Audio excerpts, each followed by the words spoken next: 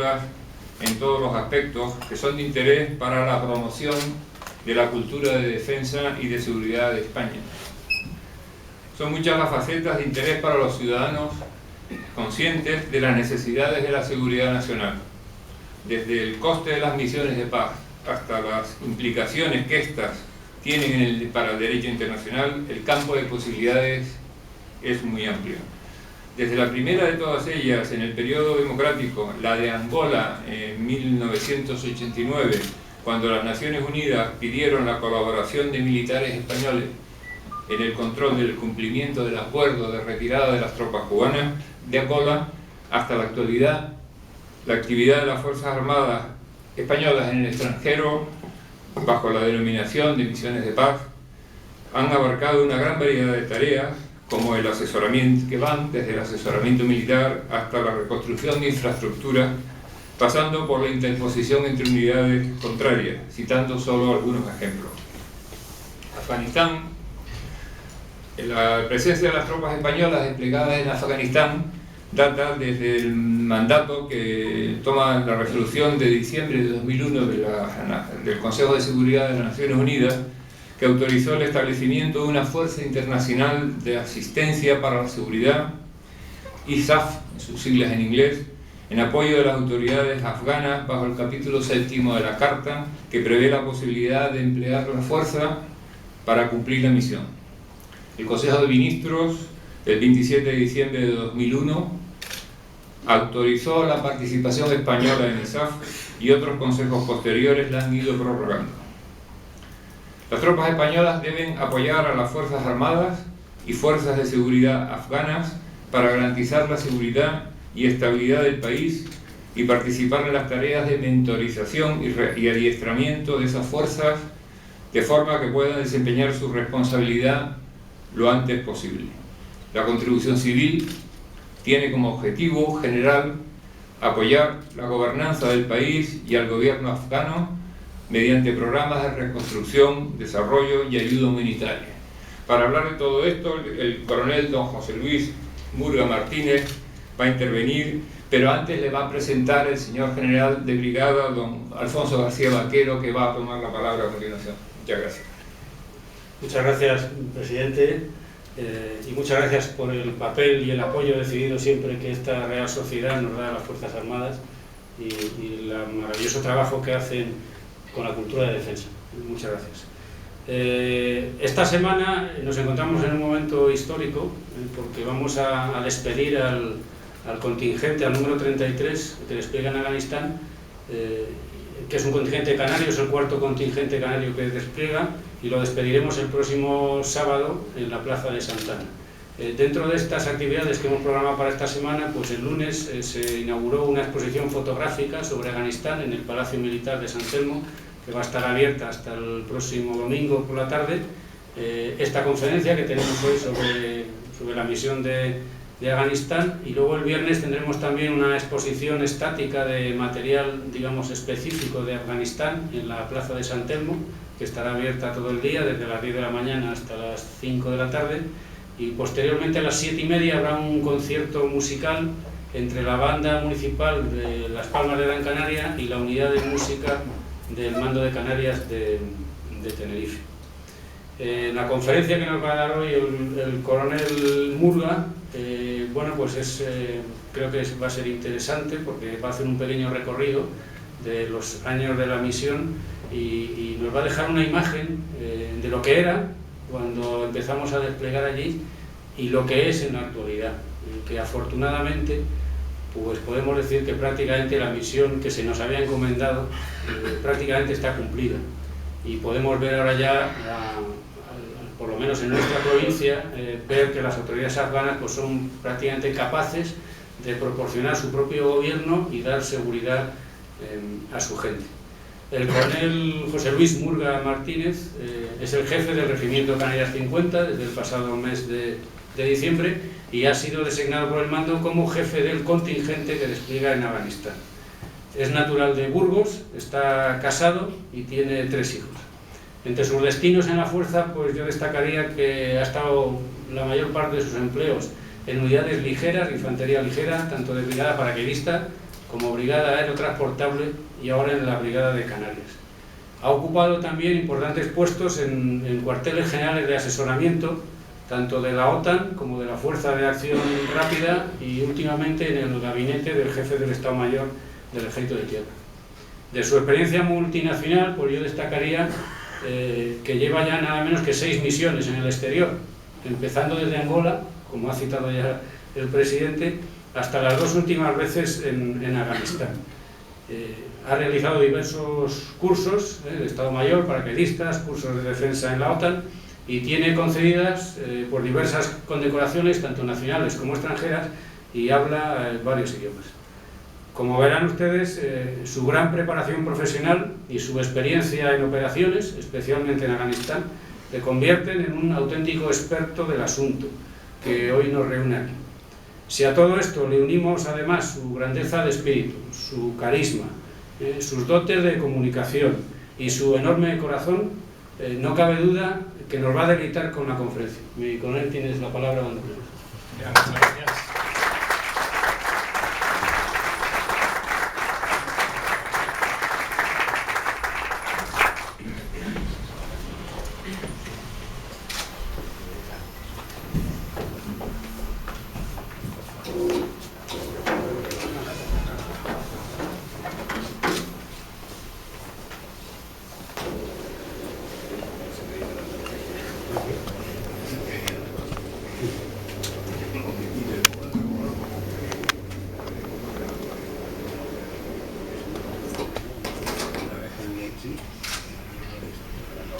Presidente de esta Real Sociedad Económica, amigos del país, excelentísimas autoridades, mi general, almirante, oficiales, amigos, señoras y señores.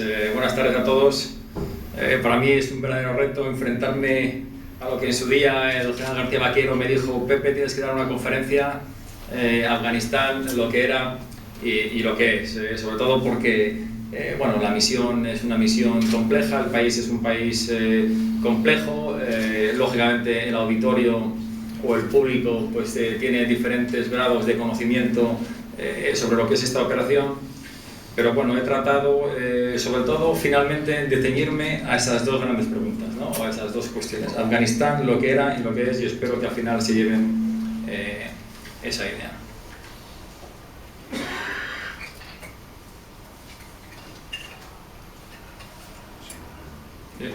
Hay que entenderlo.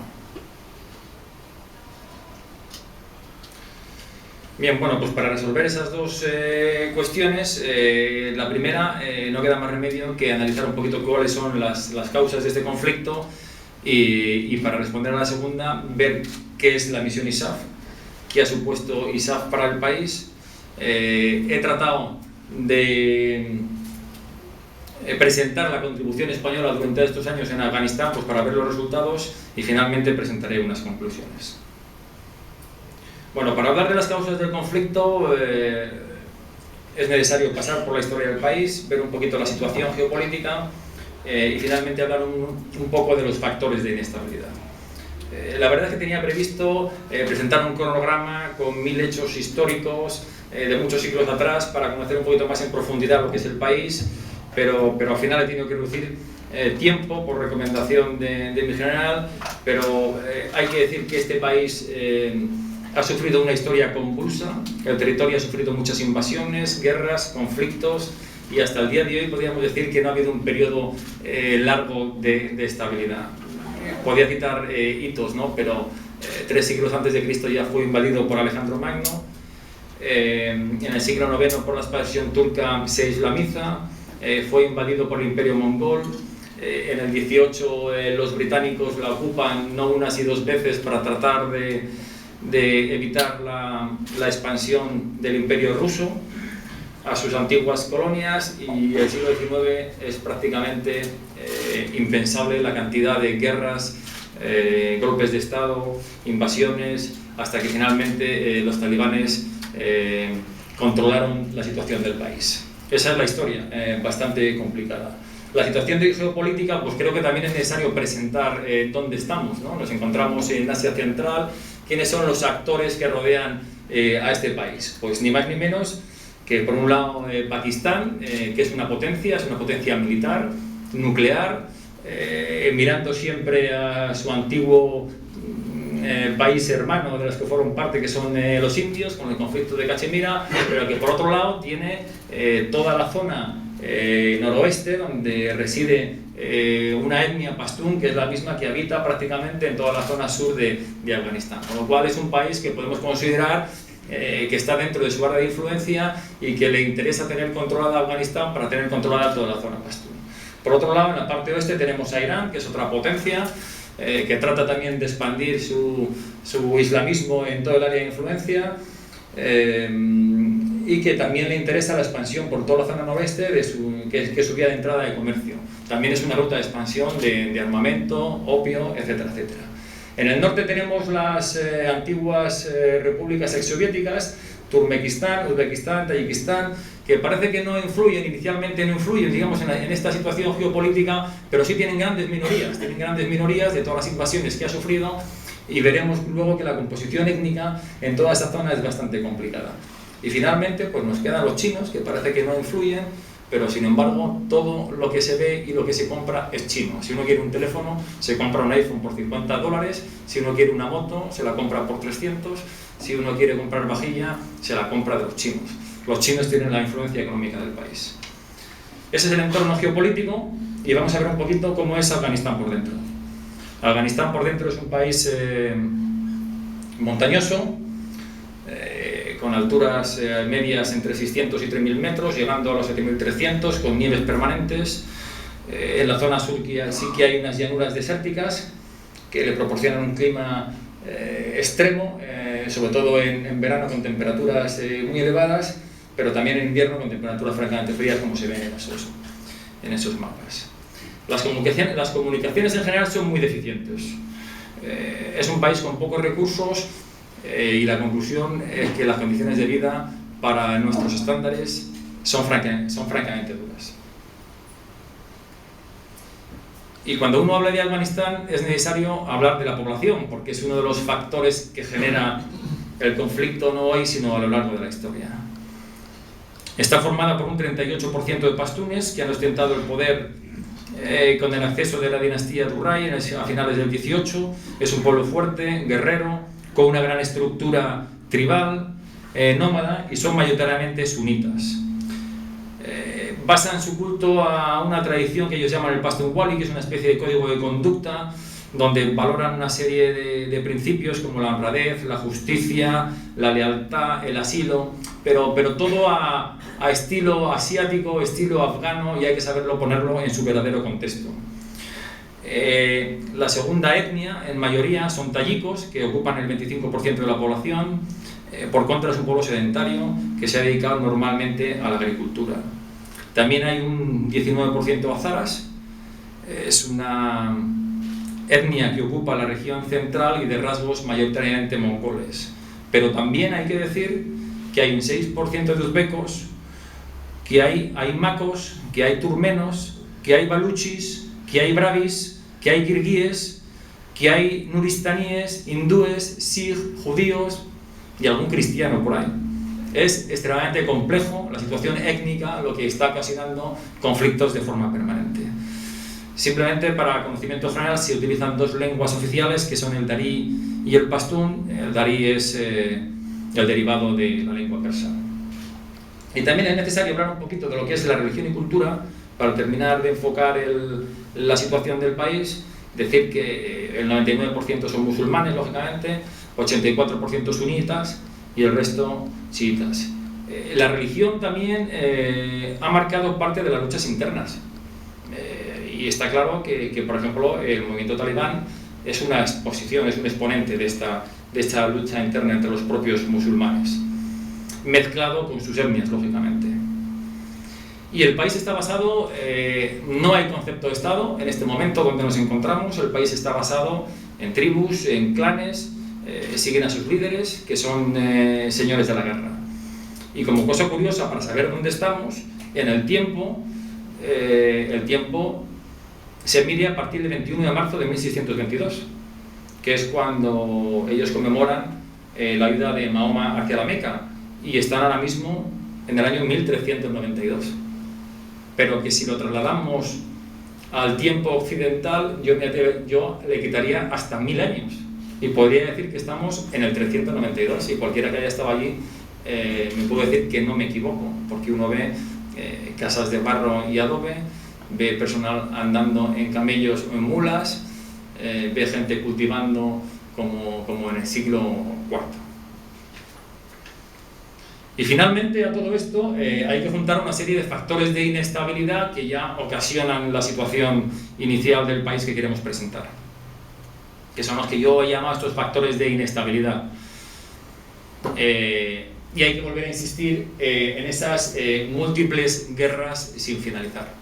Si nos trasladamos al año 2001, cuando ya se producen los atentados, como veremos ahora, y podíamos decir, no, es que vamos a derrocar el movimiento talibán que ha ocupado Afganistán, pero realmente no es que los talibanes o un estado talibán se implanta en Afganistán, no, hay líderes talibanes que son señores de la guerra, que ocupan sus zonas, cada líder talibán o pastún tiene su propio ejército, con su armamento, con sus tribus, controlan sus zonas, pero a lo mejor también hay un tayiko que, como era Ismail Khan, que es de la zona de Herat, que le interesa pues entrar en esa rueda porque él es el jefe y el señor de esa zona y no quiere que se la toquen, bueno, y entra bajo de la esfera, vamos a llamarle talibán, pero en la zona norte, por ejemplo, todos los tayikos o uzbekos, pues en todo momento estuvieron aislados del movimiento talibán. ¿Qué había en ese momento? No había nada. Señores de la guerra luchando unos y otros porque venían de la anterior guerra Mujahideen y venían de la anterior guerra de liberación de los rusos y venían de la anterior guerra y de la anterior y de la anterior. Si a eso le sumamos una situación de subdesarrollo, según las Naciones Unidas es el 5º país más pobre del mundo.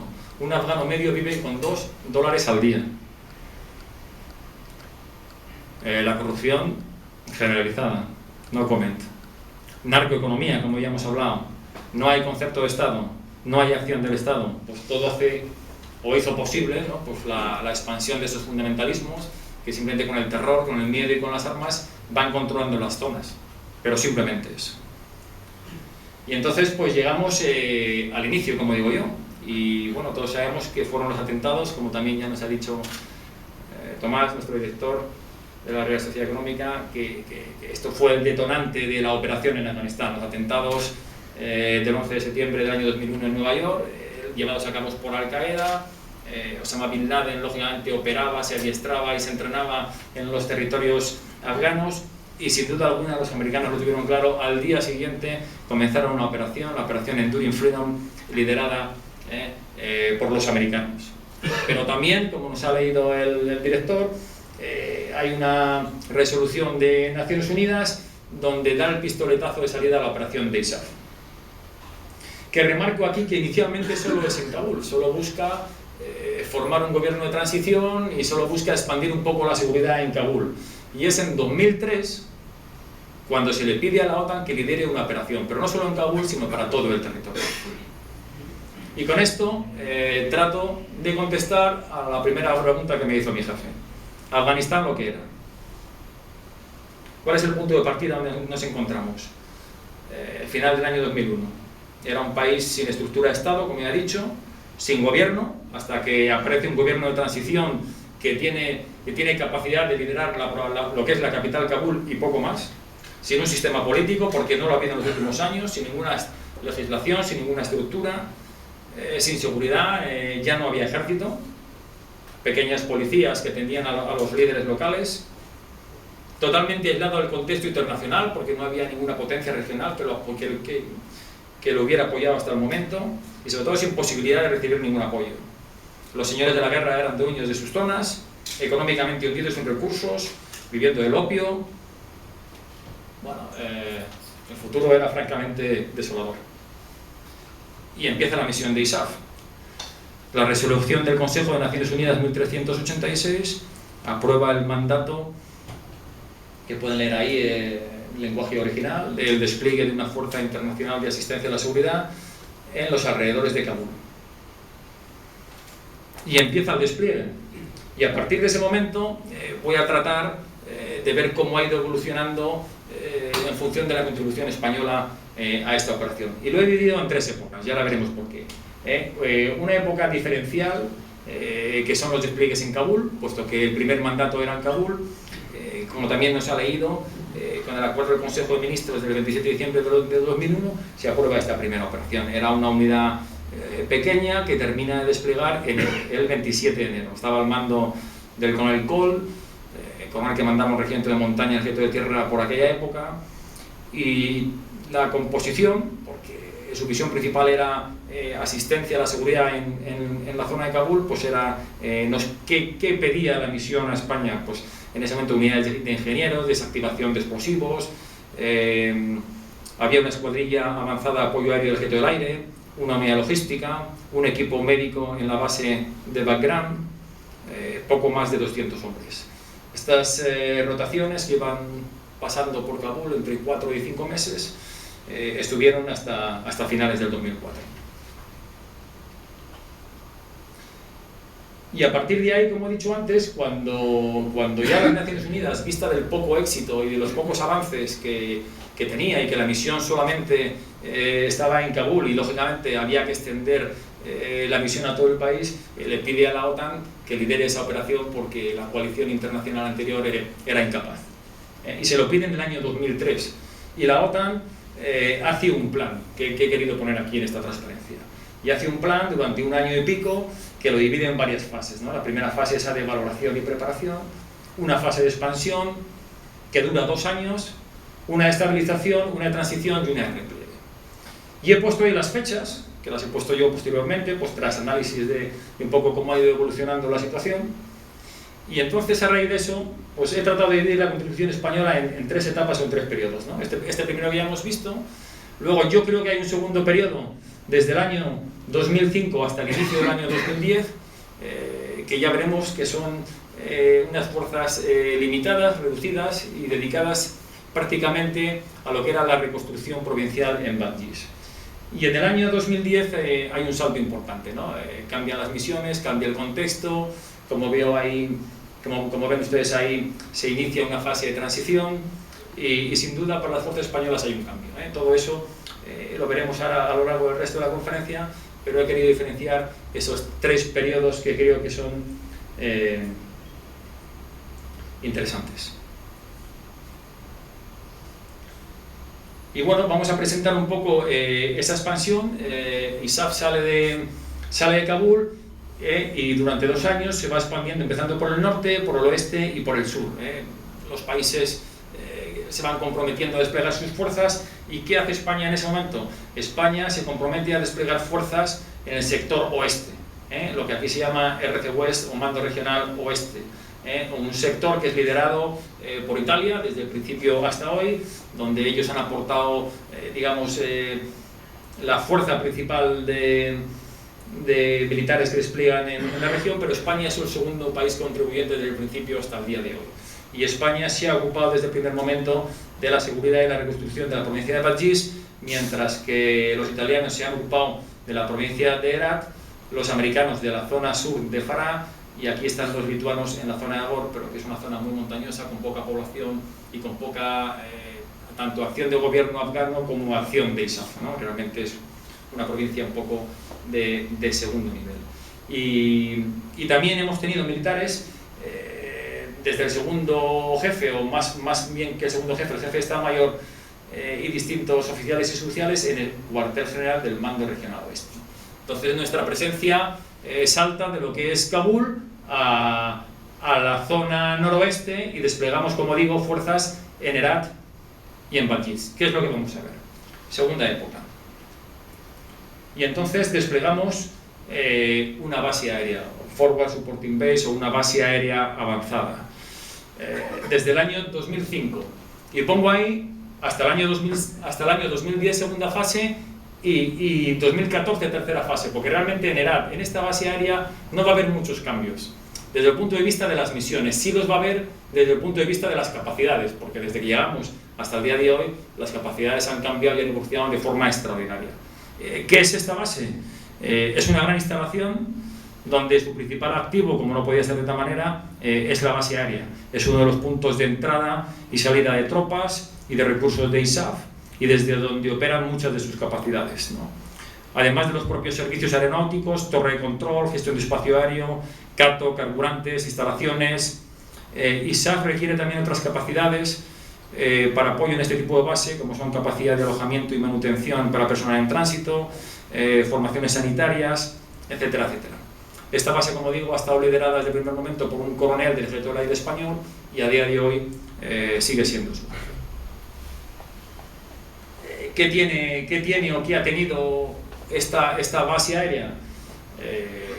Pues bueno, pues la propia base aérea, la propia base de apoyo avanzado, como ya les he dicho, y luego pues una serie de unidades españolas que han ido desplegando allí, ¿no? Ha habido un elemento nacional de apoyo, una unidad logística, ha habido destacamentos de aviones del Ejército del Aire denominados Alcor, en función de sus capacidades y de las necesidades. Ha habido desplegados aviones o T-21 o T-10, unidad de helicópteros denominada el ISAF, que son las que nos proporcionan las evacuaciones médicas, helicópteros del Ejército de Tierra, hemos tenido desplegados helicópteros Cougar o Chinook, acaban de desplegar los helicópteros Tigre como una nueva capacidad adicional del Ejército de Tierra, formaciones hospitalarias y otra serie de unidades. Yo pido disculpas aquí a todo el personal civil, a todas las mujeres, a todos los que no están metidos en el mundo militar, porque esto está lleno de siglas y es francamente complejo entenderlo. Pero bueno, simplemente pues, decir, por ejemplo, que aquí ha habido otras unidades de maniobra, como era un batallón multinacional ítalo-español, que yo he tenido el privilegio de mandar con 400 militares bueno, españoles e italianos, y bueno, pues una experiencia francamente interesante. Y con esto terminamos la parte de ERAT y voy a tratar de pasar en esta segunda época a lo que es Caleïnau. Caleïnau es la ciudad principal de la provincia de Badghis y donde desde el año 2005 despliegan nuestras primeras fuerzas. ¿Y qué despliega ISAF? ISAF despliega en cada una de las provincias un equipo de reconstrucción provincial, que como siglas en inglés es PRT. Cada país lidera una serie de una provincia, ¿no? Italia, como he dicho, Lituania, España, en el norte son países nórdicos, los americanos a lo mejor lideran 12 o 15 provincias en el sur.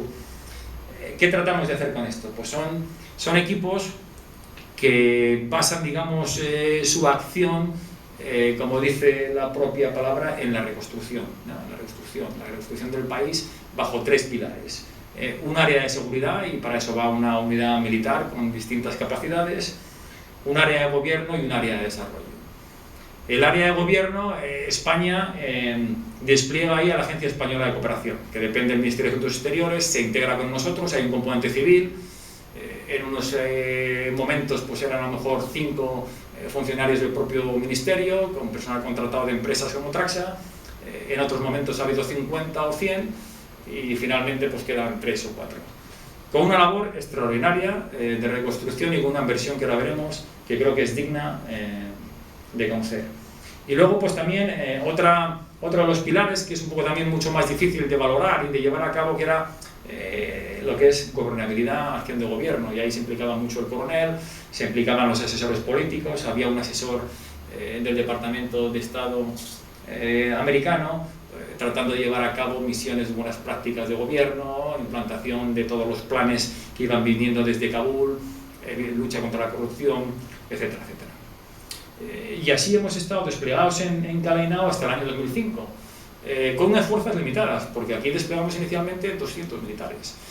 En el año 2009, pues a lo mejor eran 350, pero no dejaban de ser unas capacidades bastante limitadas. Las operaciones de seguridad, como digo,